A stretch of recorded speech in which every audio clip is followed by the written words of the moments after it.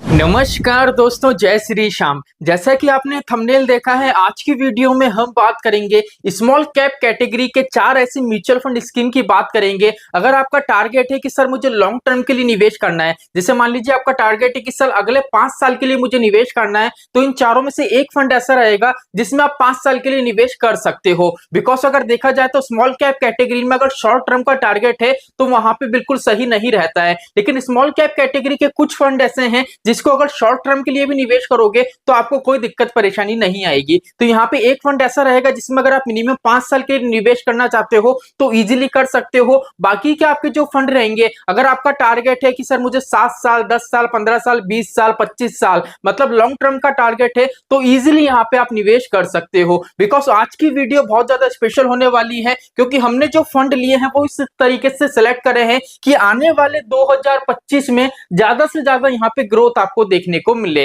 तो चलिए शुरू करते हैं। चैनल पे नए हो तो चैनल को सब्सक्राइब कर देना और बेल आइकन के बटन को दबा देना। तो चलिए शुरू करते हैं। देखो, पहली चीज तो अगर हम स्मॉल कैप कैटेगरी की बात करें ना, तो स्मॉल कैप कैटेगरी में वही निवेशक निवेश करे जो मार्केट की वॉलेटिलिटी को झेलने की आपकी कैपेबिलिटी हो। ठीक है, बिकॉज यहाँ पे क्या होता है, रिस्क आपको काफी देखने को मिलता है। अब रिस्क क्यों देखने को मिलता है? रिस्क इसलिए देखने को मिलता है बिकॉज ये क्या छोटी साइज की कंपनी होती है। अब छोटी साइज की कंपनी है इसलिए इनकी जो ग्रोथ की संभावना रहती है वो ज्यादा रहती है। ये मार्केट से रिस्क लेती हैं ज्यादा से ज्यादा और निवेशक को रिटर्न बना के देती हैं। इसलिए कभी कभी ये उल्टा भी हो जाता है, इसलिए वॉलेटिलिटी यहाँ पे आपको देखने को मिलती है। तो यहाँ पे सबसे पहले हमारा जो फंड आएगा वो यहाँ पे देख लीजिए, पहला हमारा फंड है Invesco India small cap fund. अब यहाँ पे मैं जितने भी आपको फंड बताऊंगा वो सारे फंड में आपको डायरेक्ट प्लान के बताऊंगा, रेगुलर प्लान के नहीं बताऊंगा। ठीक है, तो Invesco India small cap fund हमारा पहला आ गया। अगर हम इसके एयूएम की बात करें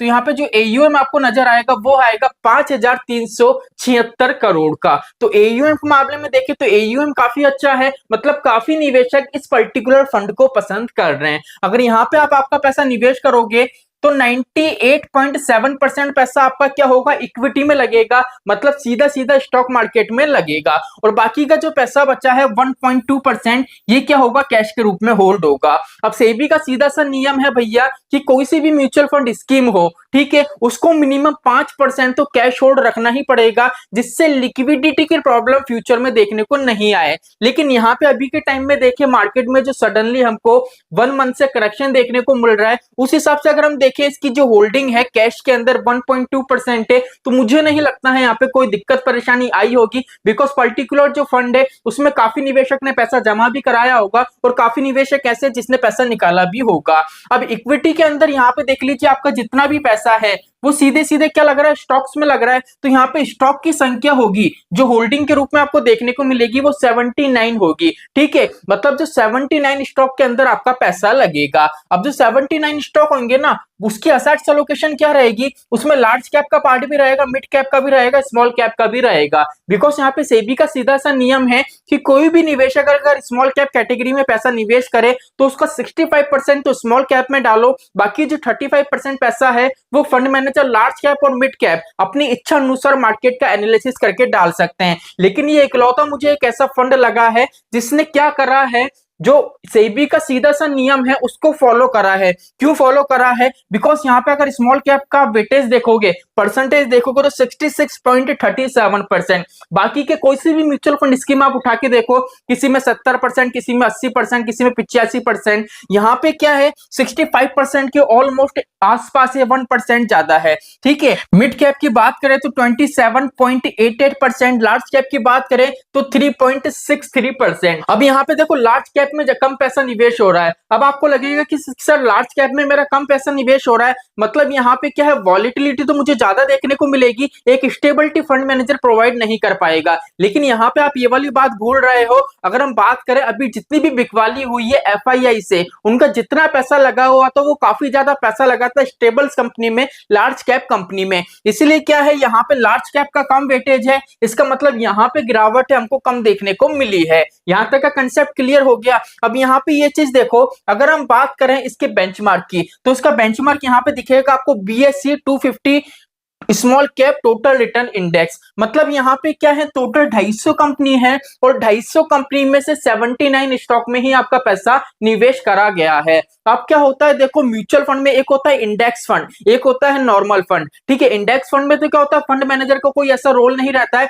बिकॉज उसको इंडेक्स को फॉलो करना रहता है। लेकिन ये किसी तरीके का इंडेक्स फंड नहीं है, सीधा सा स्मॉल कैप कैटेगरी का फंड है। इसलिए फंड मैनेजर ने क्या करा है, जो पर्टिकुलर इंडेक्स है, जो 250 स्टॉक्स हैं, उसमें से भी मार्केट का एनालिसिस करके, मार्केट का वैल्यूएशन चेक करके ये 79 स्टॉक को पिक कर रहा है। अभी 79 स्टॉक की अगर हम कंडीशन देखें कि अभी के टाइम में कंडीशन क्या है, जिससे हमको ये पता पड़ेगा कि भैया इसका आने वाला टाइम है वो फ्यूचर कैसा रहेगा। तो देखो यहाँ पे अगर हम बात करें तो इसका जो बेंचमार्क है, इसने बेंचमार्क को अपने अच्छे खासे तरीके से बीट करा है। कैसे करा है, अगर यहाँ पे हम इसका अल्फा चेक करें तो अल्फा आपको देखने को मिलेगा 5.76%। अब सर अल्फा क्या कहलाता है, अल्फा ये कहलाता है, जैसे मान लीजिए फॉर एग्जांपल कोई भी पर्टिकुलर फंड है, उसका बेंचमार्क की परसेंटेज 15% है। ठीक है, अब वो पर्टिकुलर फंड है आपको एक्चुअल में रिटर्न बना के दे रहा है 20%, तो अपने बेंचमार्क से कितना ज्यादा रिटर्न दे रहा है, 5% ज्यादा। तो जो भी ज्यादा रिटर्न आपको मिलता है वो क्या कहलाता है, अल्फा कहलाता है। इसलिए पर्टिकुलर किसी भी फंड का अल्फा जितना ज्यादा होगा उतना ही वो अपने बेंचमार्क को बीट करेगा। अगर बेंचमार्क को बीट कर रहा है तो उसका मतलब है फंड के अंदर की कंडीशन अच्छी है, जो जितने भी स्टॉक्स हैं वो अपनी बुक वैल्यू से अच्छा खासा रिटर्न निवेशक को बना के दे रहे हैं। चलिए अब सेकंड नंबर पे आता है बीटा। अब बीटा क्या है, बीटा यहाँ पे है 0.76%। अब बीटा का मतलब क्या होता है, देखो अल्फा बीटा पीबी रेशो, ये सिर्फ पहला फंड है इसलिए डिटेल में बता रहा हूँ। बाकी के जितने फंड आएंगे, हम बाकी के 3 फंड रहेंगे उसमें सिर्फ मैं शॉर्ट में आपको बताऊंगा, इसलिए स्किप मत करना, पूरा वॉच करना वीडियो। ठीक है, बीटा की बात करें तो बीटा का मोस्टली ये रहता है, अगर बीटा 1% या 1% से ज्यादा हो तो पर्टिकुलर आपका फंड है वो मार्केट से ज्यादा रिस्क लेके आपको रिटर्न बना के दे रहा है। अगर बीटा 1% के अंदर है तो वो मार्केट से कम रिस्क ले रहा है और आपको रिटर्न बना के दे रहा है। अब यहाँ पे बीटा 1% के अंदर है और काफी अच्छा है, इसलिए कहने का मतलब है कि मार्केट से कम रिस्क लेके यहाँ पे हमको रिटर्न जनरेट हो रहा है। अब यहाँ पे आता है पीबी रेशो। अब सर पीबी रेशो क्या कहलाता है, पीबी रेशो का सीधा सा कंसेप्ट है, चलिए इसको भी समझते हैं। पीवी रेशो का मतलब ये है, चलिए यहाँ पे एक मैं स्टॉक बना देता हूं। मान लेते कोई सा भी एक स्टॉक है जो आईपीओ के रूप में आया था। ठीक है, मान लेते 100 रुपए का एक स्टॉक है, अभी करंट टाइम में उसकी वैल्यू देखे तो 250 रुपए की वैल्यू पे ट्रेड कर रहा है। तो पीवी रेशो ये बताता है कि कोई भी स्टॉक अपनी बुक वैल्यू से कितनी वैल्यू पे ट्रेड कर रहा है। तो यहाँ पे क्या है, 100 रुपए पे आया, 250 रुपए की वैल्यू पे ट्रेड कर रहा है, तो इसका एवरेज परसेंटेज निकलेगा। अब जितना भी यहाँ पे परसेंटेज निकलेगा वो परसेंटेज यहाँ पे कहलाती है आपकी पीबी रेशो। अब पीबी रेशो 2% से जितनी ज्यादा होगी उतना ही आपका फंड है वो बहुत अच्छा होगा, मतलब आपको अच्छा खासा रिटर्न बना के देगा। वो क्यों देगा, यहाँ पे जो 79 आपको स्टॉक दे रखे हैं, मतलब 79 जो स्टॉक हैं वो बुक वैल्यू से अपनी कितनी ज्यादा वैल्यू पे करंट टाइम में ट्रेड कर रहे हैं, 6.54%। तो ये काफी अच्छी बात है। यहाँ पे अभी तक हमने जितना भी एनालिसिस करा है काफी हमको पॉजिटिव चीजें मिली हैं, एक भी चीज यहाँ पे नेगेटिव नहीं मिली है। ठीक है, अब यहाँ पे सबसे अच्छी बात है, अगर एक्सपेंस रेशो की बात करो तो एक्सपेंस रेशो भी कम है 0.41%, और यहाँ पे एक्सिट लोड का कंसेप्ट भी थोड़ा अच्छा है, इतना अच्छा भी नहीं है। तो यहाँ पे कहने का मतलब है इस पर्टिकुलर फंड में आप जितना भी पैसा निवेश करोगे उसमें से अगर 10% यूनिट आप निकालते हो एक साल के अंदर तो किसी भी तरीके का एक्सिट लोड नहीं लगेगा। लेकिन 10% से ज्यादा यूनिट अगर आप एक साल के अंदर विड्रॉ करते हो तो 10% के ऊपर जितना भी आप विड्रॉ करोगे उस पर 1% का एक्सिट लोड आपको देखने को मिलेगा। अगर इस पर्टिकुलर फंड की बात करें तो यहाँ पे जो फंड मैनेजर हैं, चलिए फंड मैनेजर की भी बात कर लेते हैं, देख लीजिए। बिकॉज क्या होता है, जो इंडेक्स फंड होते हैं उसमें फंड मैनेजर का कोई रोल नहीं होता है, लेकिन जो हमारे कैटेगरीज के फंड होते हैं उसमें फंड मैनेजर का रोल अच्छा होता है। बिकॉज अगर फंड मैनेजर अच्छा होगा, मार्केट का अच्छा एनालिसिस करेगा तो हमारा पैसा अच्छे स्टॉक में निवेश होगा, और अच्छे स्टॉक्स में हमारा पैसा निवेश होगा तो नॉर्मल सी बात है हमको फ्यूचर में ग्रोथ देखने को मिलेगी। तो यहाँ पे 3 फंड मैनेजर आपको देखने को मिलेंगे। पहले हैं देख लीजिए ताहिर जी, जो अक्टूबर 2018 में नियुक्त करे गए थे। दूसरे अमित जी हैं जो जुलाई 2022 में आए थे, और तीसरे हैं आदित्य जी जो नवंबर 2023 के अंदर आए थे। अभी के टाइम में अगर हम बात करें तो आदित्य जी हैं, ये म्यूचुअल फंड की अलग अलग एएमसी में बतौर फंड मैनेजर के रूप में कार्य कर रहे हैं। जैसे एचएसबीसी हो गया, काफी ऐसी एएमसी हैं जिसमें ये कार्य कर रहे हैं। तो तीनों ही फंड मैनेजर अच्छे हैं, वेल क्वालिफिकेशन वाले हैं, और जिस तरीके से इन्होंने पर्टिकुलर फंड को मैनेज कर रखा है तो काफी अच्छी बात है। अच्छा खासा ये फ्यूचर में आपको रिटर्न दिला सकते हैं। चलिए चलते हैं हमारे सेकंड फंड की तरफ। अगर सेकंड फंड की तरफ चलें तो यहाँ पे सेकंड हमारा फंड है टाटा स्मॉल कैप फंड। अगर इस पर्टिकुलर फंड की बात करें तो एयूएम आपको देखने को मिलेगा 9,319 करोड़ का। यहाँ पे पैसा निवेश करोगे तो इक्विटी में जाएगा 92.2%, बाकी 7.6% पैसा कैश होल्ड होगा। तो 5% का नियम है, 5% से थोड़ा ज्यादा है, कोई दिक्कत परेशानी नहीं है। अगर होल्डिंग की बात करें तो 53 स्टॉक में आपका पैसा निवेश होगा, जिसकी असेट्स एलोकेशन रहेगी कुछ इस तरीके की। अब ये फंड मुझे इसलिए अच्छा लगता है बिकॉज अगर हम बात करें 2024 की तो टाटा स्मॉल कैप का जो परफॉर्मेंस था कुछ अच्छा खासा नहीं था, निवेशक को अच्छा खासा रिटर्न बना के नहीं दिया है। लेकिन ये संभावना है कि आने वाले 2025 में ये ग्रोथ की तरफ बढ़ेगा और इसका फ्यूचर काफी ज्यादा ब्राइट लग रहा है। जिस तरीके से यहाँ पे हमने एनालिसिस करा है, वीडियो आप देखोगे तो समझ जाओगे। तो लार्ज कैप में इनका बिल्कुल भी पैसा निवेश नहीं है। अब ये मत सोचना कि सर लार्ज कैप में पैसा निवेश नहीं है तो स्टेबिलिटी नहीं मिलेगी, बिकॉज अच्छी बात है, बिकॉज एफआईआई का पैसा लगा हुआ था लार्ज कैप कंपनी में, तो काफी अच्छी बात है। ऐसा नहीं है कि हमेशा लार्ज कैप में पैसा नहीं रहता है, अभी के टाइम में नहीं है। मतलब ये है जो फंड मैनेजर है उन्होंने मार्केट का अच्छे तरीके से एनालिसिस करा है, इसलिए यहाँ पे लार्ज कैप का वेटेज आपको नहीं मिलेगा। मिड कैप में देख लीजिए 7.98% हो गया, स्मॉल कैप में है 84.26%, 65% से ज्यादा है। लेकिन यहाँ पे देखो लार्ज कैप में नहीं डाल रखा है, तो कहीं ना कहीं ठीक है, कोई दिक्कत परेशानी नहीं है। अगर यहाँ पे बात करें बेंचमार्क की तो देख लीजिए Nifty small cap 250 total return इसका इंडेक्स, इसका बेंचमार्क है। मतलब फंड मैनेजर ने 250 कंपनी में से 53 स्टॉक में अपना पैसा निवेश करा है।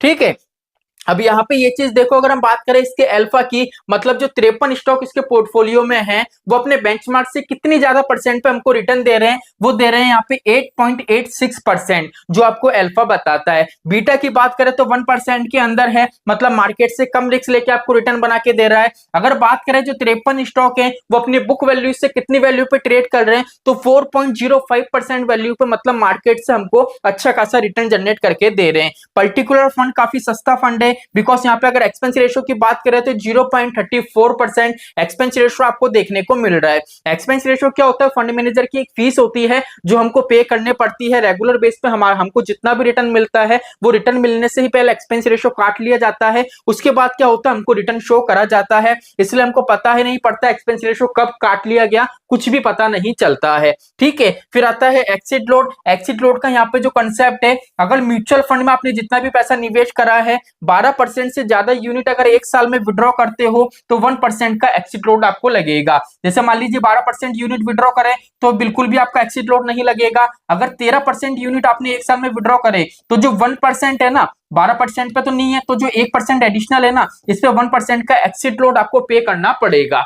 ठीक है, चलिए आगे की तरफ चले तो यहाँ पे देख लीजिए बात आती है फंड मैनेजर की। तो फंड मैनेजर की बात करें तो दो फंड मैनेजर आपको देखने को मिलेंगे। पहले हैं चंद्र प्रकाश जी जो अक्टूबर 2018 में नियुक्त करे गए थे, दूसरे हैं जितेंद्र जी जो अक्टूबर 2023 में नियुक्त करे गए थे। अभी यहाँ पे जितेंद्र जी की बात करें तो सिर्फ टाटा स्मॉल कैप का जो फंड है बतौर उसमें ही फंड मैनेजर के रूप में कार्य कर रहे हैं, तो यहाँ पे ग्रोथ की संभावना ज्यादा हमको देखने को मिल रही है। अब क्यों मिल रही है, बिकॉज क्या होता है देखो, एक इंसान है, अब एक इंसान को आप 10 काम दे दो तो नॉर्मल सी बात है उसका दिमाग 10 जगह चलेगा। लेकिन जितेंद्र जी अभी बिल्कुल खाली है, उनके पास सिर्फ एक फंड है, तो पूरा फोकस उनका वही रहेगा कि भैया ये पर्टिकुलर फंड है, इसको मैं ज्यादा से ज्यादा ग्रोथ की तरफ लेके चलूं। बिकॉज जैसे ही फंड ग्रोथ की तरफ बढ़ेगा तो नॉर्मल सी बात है फंड मैनेजर की जो इनकम है वो भी इंक्रीज होगी, ज्यादा से ज्यादा निवेशक यहाँ पे पैसा निवेश करेंगे, एक्सपेंस रेशियो इंक्रीज होगा, तो इनकी भी कहीं ना कहीं इनकम बढ़ेगी। तो ठीक है, सेकंड हमारा फंड ये था, तो काफी अच्छा फंड है, यहाँ पे निवेश करना चाहो तो इजीली आप निवेश कर सकते हो। ठीक है,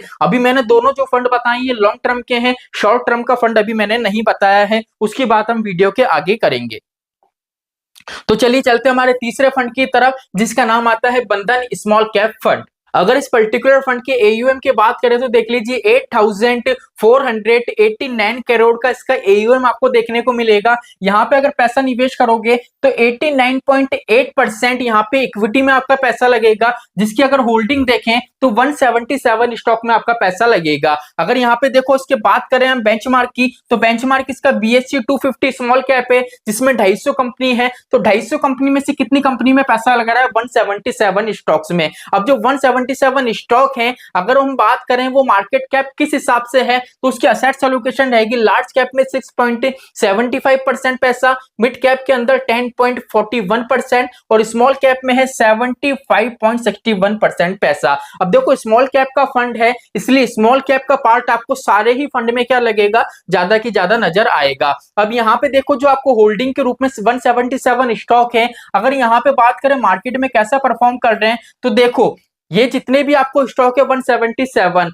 अगर हम देखें बेंचमार्क के हिसाब से अभी के टाइम में ये निवेशक को कितना ज्यादा रिटर्न दे रहे हैं, तो यहाँ पे अल्फा के रूप में आपको पता पड़ेगा 5.75%। मतलब इसका जो बेंचमार्क है, बेंचमार्क से कितना ज्यादा ये एक्चुअल में रिटर्न दे रहे हैं, 5.75% का। बीटा की बात करें तो 1% के अंदर है, 0.9% कम है, लेकिन कोई दिक्कत परेशानी नहीं है, पर्टिकुलर फंड अच्छा है, ग्रोथ की तरफ बढ़ता हुआ आपको नजर आएगा। पीबी रेशो की बात करें तो पीबी रेशो यहाँ पे देख लीजिए जितने भी आपको स्टॉक देखने को मिल रहे हैं, अगर हम बात करें अपनी बुक वैल्यू से 3.22% ज्यादा वैल्यू पे क्या कर रहे हैं, अभी के टाइम में मार्केट में ट्रेड कर रहे हैं, जिससे हमको अच्छा खासा यहाँ पे रिटर्न जनरेट होगा। एक्सपेंस रेशो की बात करें तो एक्सपेंस रेशो कम है 0.38% का। एक्सिट फ्लोट की बात करें तो सीधा सा कंसेप्ट है, एक साल के अंदर पैसा रिडीम करोगे तो 1% का एक्सिट फ्लोट आपको पे करना पड़ेगा। अगर फंड मैनेजर की बात करें तो यहाँ पे दो फंड मैनेजर आपको देखने को मिलेंगे। पहले फंड मैनेजर है रितिका जी, जो अक्टूबर 2023 में